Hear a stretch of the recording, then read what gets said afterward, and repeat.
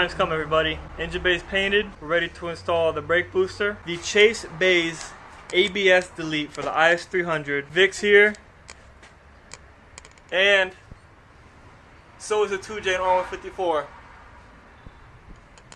It's going in today, boys. But first, we gotta take care of all the other things, such as the ABS Delete, which is gonna be a lot easier with the engine out of the car. Then once that's done, it's going in. So let's check out this kit we got. Alright, so freshly painted engine bay. We're installing the booster and the master for the brakes. Taking precaution and using an, I call them a diaper pad, just in case any brake fluid comes out. Even though the reservoir is empty, there could be any residual in here, so we're just gonna take extra precautions to protect this brand new paint. Vic's down there on the firewall, bolting it up. Once that's all done, I'm gonna lay out the ABS Delete kit and try to figure out which way everything goes. Alright, ABS Delete is installed. It was a little difficult. Sorry I didn't record the install process because we had to think about what was going on. But however, the kit, when you buy it, it's gonna have this banjo fitting with a long hose and a shorter hose, and that's gonna go towards the front of the master cylinder because those go to the front wheels. So the longer hose is gonna go all the way to the passenger side brake or the right side brake caliper, and obviously this one's going to go down, straight down through that hole to the left caliper. And then for the rear brakes, you have a single banjo fitting right here, and with the shorter hose it's going to go to this proportioning valve where it says in. It's labeled, so on the output of the proportioning valve you have another hose which is here with an angle on it, and it comes down and it tees off into two for both brake lines that go to the rear.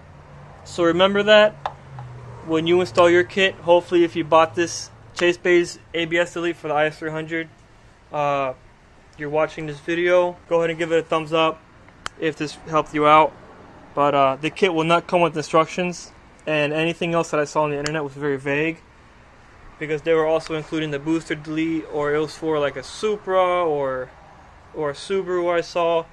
I didn't really see anything for an IS300, so there you go. Alright, so we got the ABS Delete in, and we're ready to put the engine in, but I fucked up. Well, both of us fucked up. We forgot the engine mounts, so we had to go all the way back up to my place in Pembroke Pines to go get the engine mounts.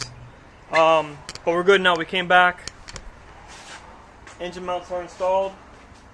Vic is attaching the engine to the cherry picker, and pretty soon we're going to bring it up in the air. We got to install the engine mount on the exhaust side, and then once all the mounts are installed and the engine's up in the air, it's just going to go straight in.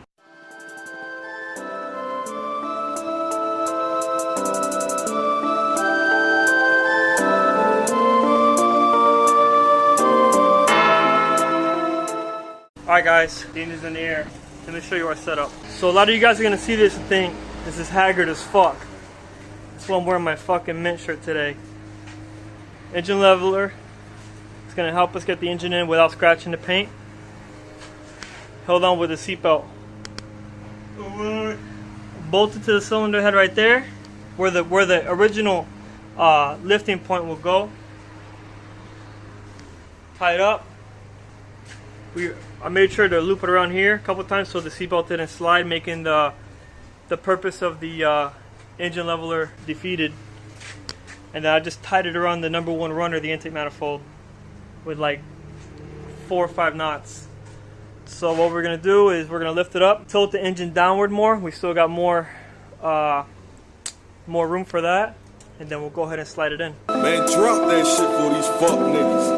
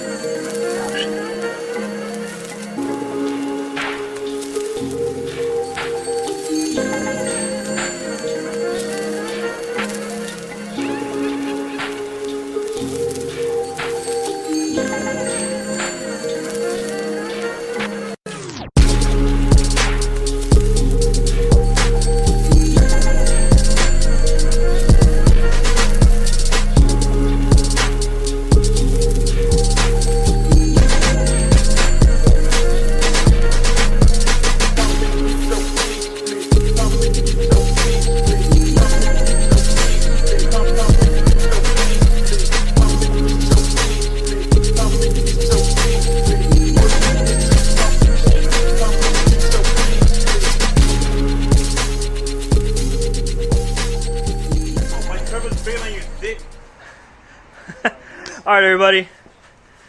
She's in. She's home. It went pretty smoothly. One fuck up though. And I'm not happy about it. It's all good. What happens when you got a big turbo? Right there. I feel like this car is fucking ruined. And we need to start all over again. Take the engine out. Go find a new shell. Take the engine out.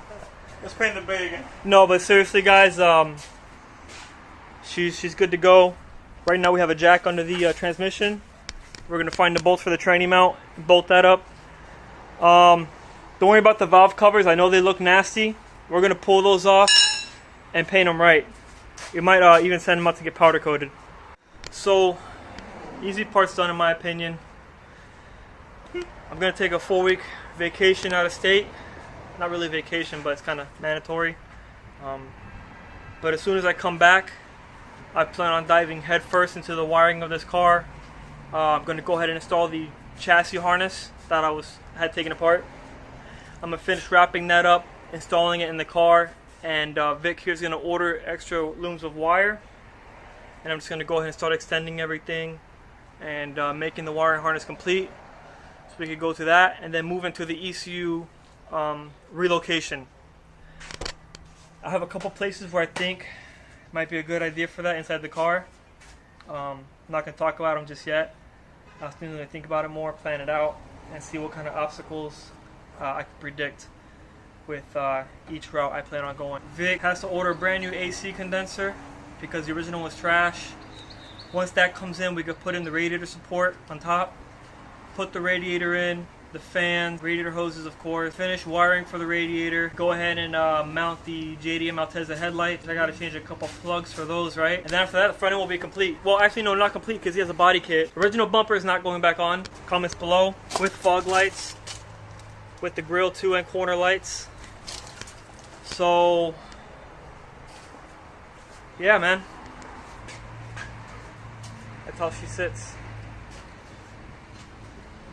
We're gonna bolt it up now and see what happens after that.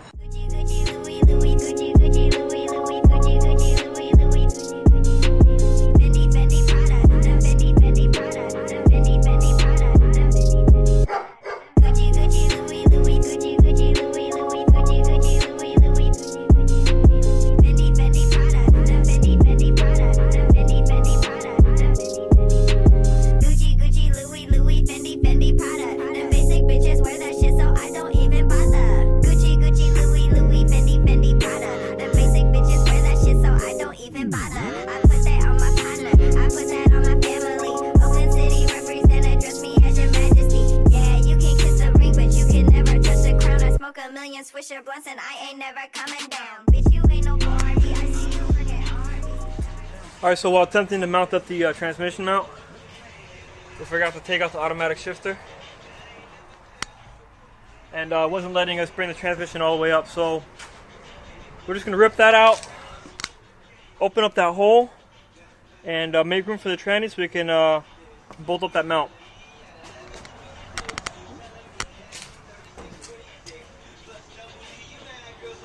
But after that, since we're going to be gone for 4 weeks, my pops is going to need the space for his other project that's hiding underneath that.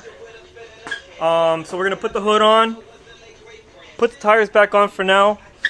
I'll bolt up the sway bar back up to the chassis, put the wheels on, drop it down on the ground, and that way he can push it out and do what he has to with this little surprise right here.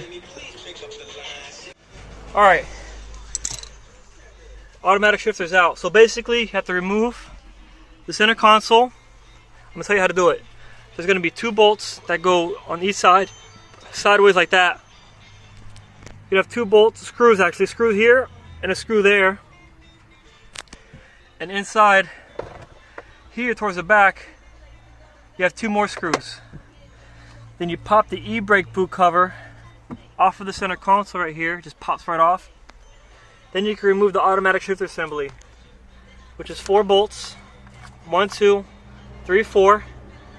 Undo the 2 plugs, and unclip the harness that is secured to the assembly itself for the e-brake. And that's it. She's ready to come out. Now we can bolt the transmission back up and call it a day. Look at this shit. Can you tell this car's been here for a minute? Those don't happen overnight, man. Alright, we got the jack under the transmission. Alright, go up.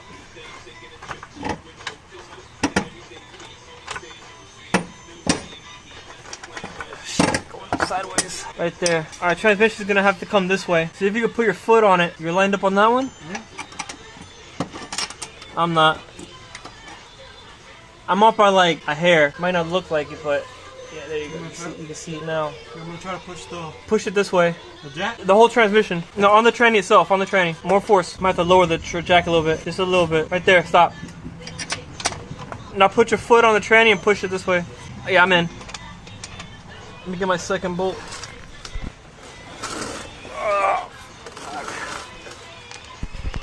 One of those 14. Yeah. Alright, boys. Transmission jack, transmission mount is in. We're taking the jack away. Go ahead and pull it out, Vic. Next up, I'm going to bolt up the sway bar, the wheels, and we're going to put this puppy on the ground. Alright guys, sorry I haven't been recording, but we've just kind of been on a roll. Car's now on the ground. Hood's on, sway bar's on, transmission's bolted up, and the front wheels are on. While I'm out of town for the next 4 weeks, we're going to go ahead and push this out, and we're going to bring in the next project, 1986 and a half Toyota Supra. So we're going to be rolling that bad boy into the slab, and while I'm gone, there's going to be some fabrication done for engine mount, you know, other shit like that in the meantime. And then when I get back, we'll put the IS back in, and I'm going to go ahead and start on the wiring. So that being said, guys, thank you very much for watching. Thank you for subscribing. Thank you for liking. Thank you for commenting. I really appreciate it, and I'm here to help you guys out in case you want to do the same kind of build to your IS or anything 2JZ related, honestly. This is Vic. Vic, thanks you for watching. You're loyal. Until then, guys, I will see you guys in approximately 4 to 5 weeks, and have fun. Drop comments, like the video, please subscribe, share it on the forums, share it on the Facebook groups, and I will catch you guys later. Peace.